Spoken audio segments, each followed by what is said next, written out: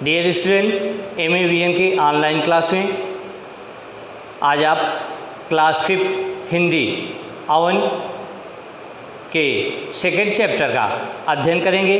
आपका दूसरा चैप्टर है 3 सवाल। ये जो आपकी कहानी चल रही है इसमें 3 सवाल मुख्य रूप से राजा के मन में आते हैं, उसी पर ये पूरी कहानी आपकी प्रारंभ होती है।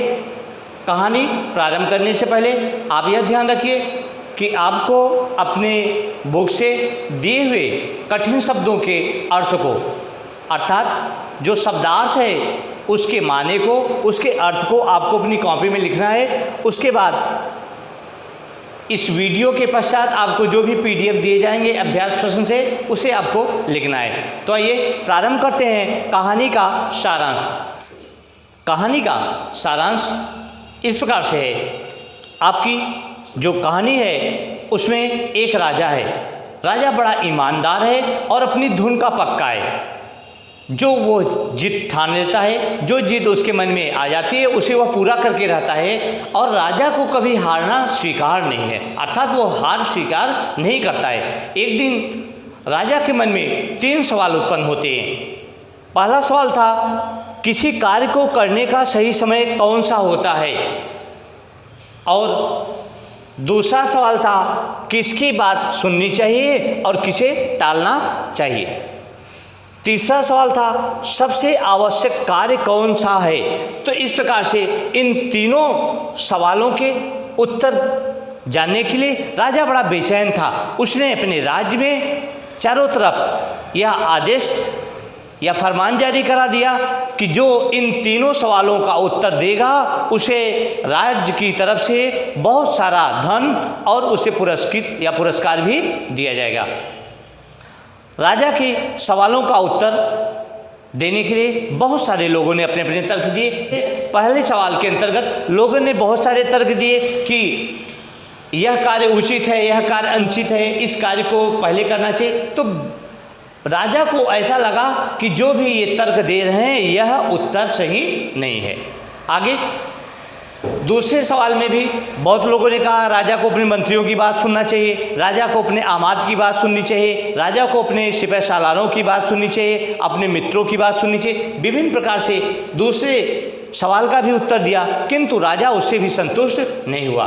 फिर तीसरे सवाल की बात होती है, सबसे आवश्यक कार्य कौन सा होता है। तो लोग बताने लगते हैं कि जो मेरे सम्मुख पड़े, जो सामने आ जाए, जिसकी आवश्यकता अधिक हो। तो बहुत सारे विभिन्न मतों के अनुसार इसका भी तर्क देते हैं, लेकिन राजा इससे भी संतुष्ट नहीं होता है। और अंत में राजा असंतुष्ट होकर एक साधु जिसका नाम बहुत दूर दूर तक प्रचलित था, राजा उसके पास अपने सवालों का उत्तर प्राप्त करने के लिए चल पड़ता है। अपने कुछ सैनिकों को लेकर राजा जंगल की ओर जाता है और एक निश्चित स्थान पर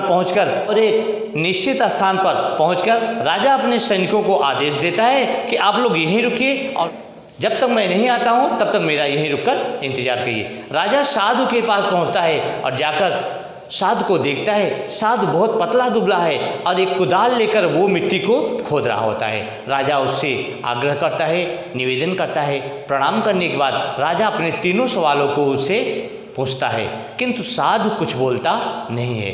राजा बार बार ऐसे ही प्रश्न करता जाता है। तभी वहाँ पर झोपड़ी में आवाज़ सुनाई पड़ती है, जैसे कोई धमक करता हुआ दौड़ा भागा चला आ रहा है। राजा और साधु दौड़ कर जाते हैं, देखते हैं तो एक व्यक्ति घायल अवस्था में पड़ा रहता है।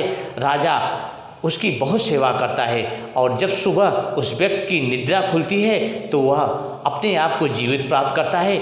और इस प्रकार से वह राजा से कहता है कि हे राजा, मैं तो आपका शत्रु हूँ, मैं तो आपका दुश्मन हूँ, क्योंकि आपने मेरे भाई को मृत्युदंड दिया था और उसकी सारी संपत्ति हथिया ली थी, जिसके कारण मैं आपका दुश्मन बन गया था और मैं आपको मारने के लिए इस जंगल में अवसर देख रहा था।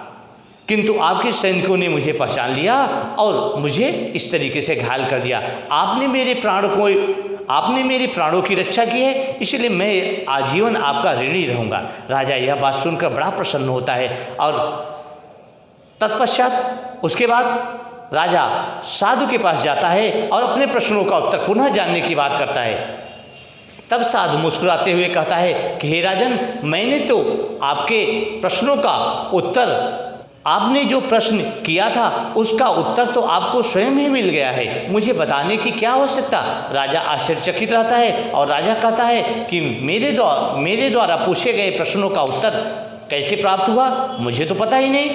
तब वह साधु कहता है कि हे राजन सुनो। राजा ने कहा, आपके पहले सवाल का उत्तर है कि हमारा सबसे सही समय वही होता है जब हमारे पास किसी तरह की शक्ति होती है, और दूसरे सवाल का उत्तर है सबसे महत्व का आदमी वही होता है जिसके साथ हम होते हैं। और आपके तीसरे और अंतिम सवाल का यह उत्तर है कि सबसे ज़रूरी काम वही है कि अपने सामने पड़े हुए संकट में व्यक्ति की सहायता करना। तो इस प्रकार से राजा के सवालों का उत्तर साधु ने बड़ी आत्मीयता के साथ दे दिया। राजा प्रसन्न होता है, साधु को प्रणाम करता है और खुशी खुशी वहाँ से अपने राज्य की ओर प्रस्थान करता है। तो बच्चों, आशा है यह कहानी आपको अच्छे से समझ में आई होगी।